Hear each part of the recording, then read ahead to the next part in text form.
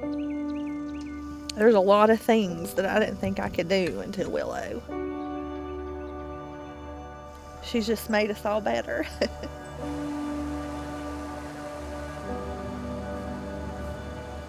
I can sit here and talk to her, and it's like Graham reminded me of when the flowers are dying and stuff, that they'll come back. You know, the flowers will even be more prettier because they've been in the ground longer.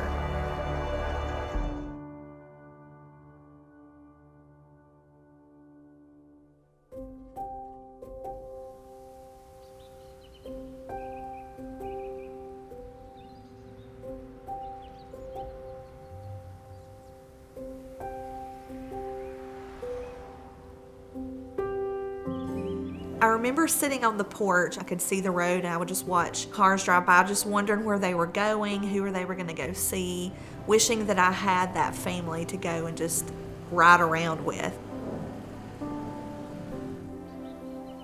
A lot of my friends had gotten married and they were already starting to have families. And I finally had to come to the place, okay, God, if this is it, then I'm thankful.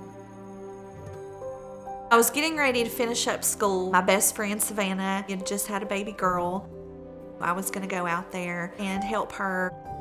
When I was traveling with her sister, just out of the blue, I said, if Graham Raxter asked me out, I would totally say yes. I hadn't seen Graham in years.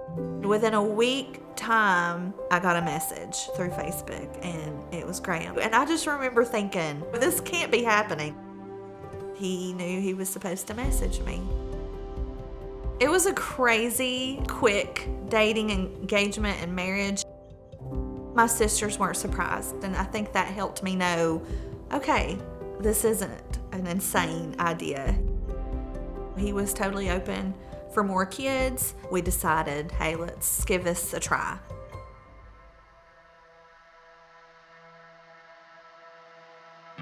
We had been married almost a year. I remember I hadn't been sleeping good, and I was like, well, I'll just get a pregnancy test and check it.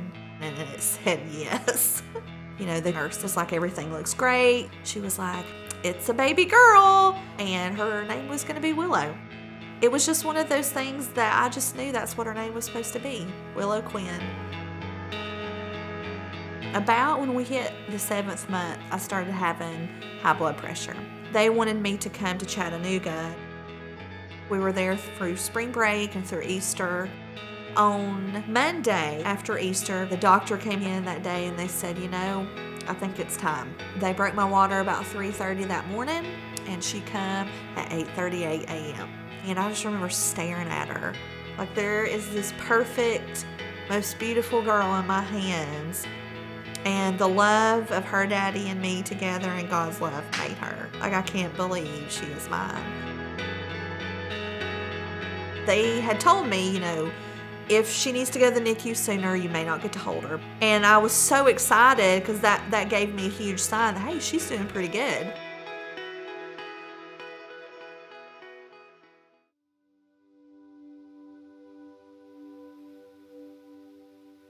We decided that Graham needed to go on and be able to take his test for work. It had been a huge test that he'd been preparing for a long time. The next morning, I got to meet up with her nurse practitioner, and she said that Willow's got some kind of infection, and we need to be able to give her some antibiotics. I remember being wheeled down into the NICU and them saying, you probably should have Graham come back. And so I knew when they said those words that this was serious. I called Graham. He's on his way to Raleigh, which is about 8 hours from where I was. Of course, he tried just to encourage me and keep me calm. I didn't know what to expect when I walked through her little room, but suddenly all the lights were on.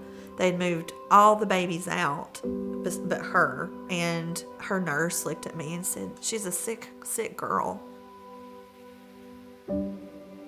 The doctor that was on call that night tried to tell me all what was going on, but I couldn't listen to the facts. All I knew to do was start telling her stories. And the longer I sat there and talked with her and told her stories, her O2 started improving. I stayed in there as long as I could until I physically had to go lay down. And I'll never forget the door opening and Graham coming in. and he just crawled in the bed with me. I remember saying, I have no idea what this is going to look like, but he's going to help us walk through this together. My sisters and friends saw a complete change in me once Graham got there. They said I could have a conversation with them, whereas before I felt like I was in shock. They found out she had E. coli and meningitis.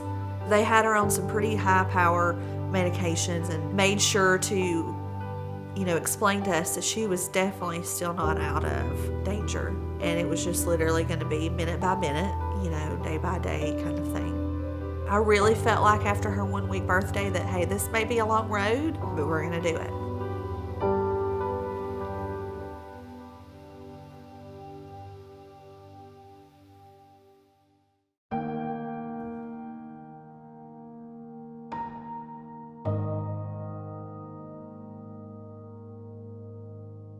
All day when I would go and see her, she didn't look right.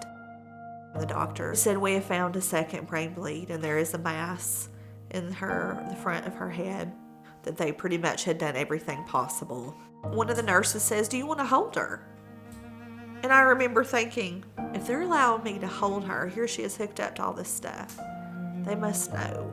I said, "Yeah, I want to hold her." I looked at Graham. You could tell he was really trying to be brave, but about to fall apart at the same time. And I remember stating in my mind, okay, I'm not leaving this room until she gets better or she doesn't. Her hands and feet were always something that I was enamored with. They were also the way she communicated with me. When I would start talking, those fingers and toes would just keep moving. So I knew that she heard me. God gave me the best gift. When I grabbed her hand, she squeezed and held on to mine. So I knew she knew that I was there. I told her, "I promise I will tell your story, and it'll be the best story I've ever told."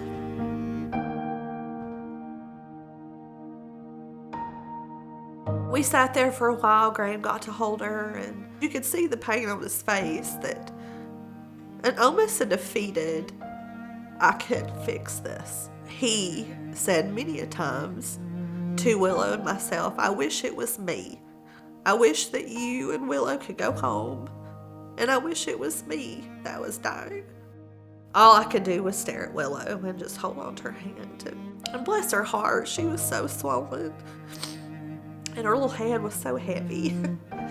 But she still was the prettiest baby I've ever seen. Just as much as I got to hold her for the first time. When I got to hold her for the last, she was still my girl.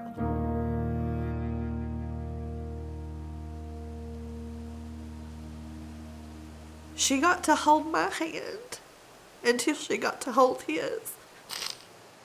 He did heal her. Not in the way we anticipated, but he did.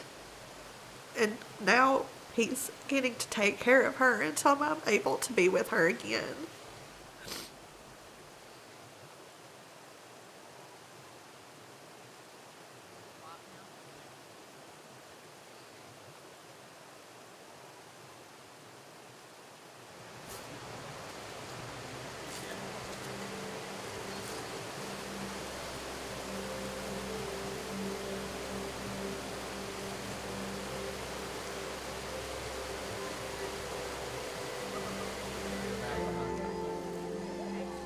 It was amazing to see how many people that didn't even know us was impacted by her life in those 9 days, and even still. It was almost like a ripple effect. Like it started in our family and friends, and it just rippled on into the communities. We made a Facebook page so that family and friends and people that we didn't even know could keep on the updates on how she was doing and things like that. And I still update on how life's going since then. When we reached over 1,000 people that had joined her group, I was totally shocked. When I got home, every day I would go to the mailbox, there was a card. Cards from family, from friends, from total strangers. And in every one of them, it was your little Willow has impacted my life in this way, or I've never prayed harder than I've prayed for this little girl. She didn't just impact us, she's impacted a whole community and more. Graham suggested that we bury her right near our house. He fixed up a place for us to bury her. We would put some things together. Graham would help me, but he brought up his little red wagons he'd used when he was little. We put flowers in there, and it just became a sanctuary for me. And there's a certain song called The Garden, and it says, "You were crushing all of my fears." And that's exactly what Willow has done. Because of her, I'm allowing God to crush fears in my life that I've had for a long time. There's a saying that Ann Voskamp had written and my best friend had given me, and it's, "Fear is what I feel, but brave is what I'll do." And I have said that many a times when I think about Willow. That's what she's taught me, that we can still feel fearful, but we can still rise above that. And you don't know how strong you are until strong is all you can be. I knew that it was going to be a long road, and it still is, for the grieving process. There is no manual. There are going to be days that are hard, but I'm constantly reminded by friends and family that each step is important, and if you feel like you've failed in one area, you got the next day to try over again. On the days that I would have liked to have given up, I reminded myself, what would Willow want me to do? I had to choose to live, because that's what she would want me to do.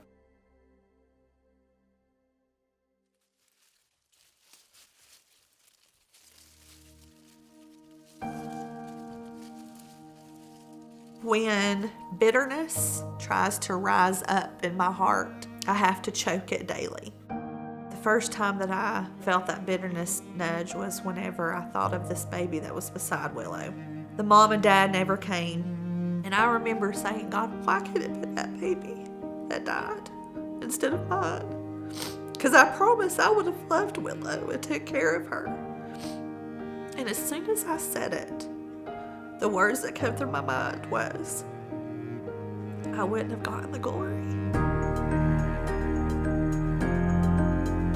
It is a choice that I made a long time ago, that bitterness wasn't going to be a part of her story. He is getting the glory from her life. Because it is a fight every day. But through grace and through His love, we will come out on top on this. And it may not be until the day we get to heaven, but there will be redemption in this story.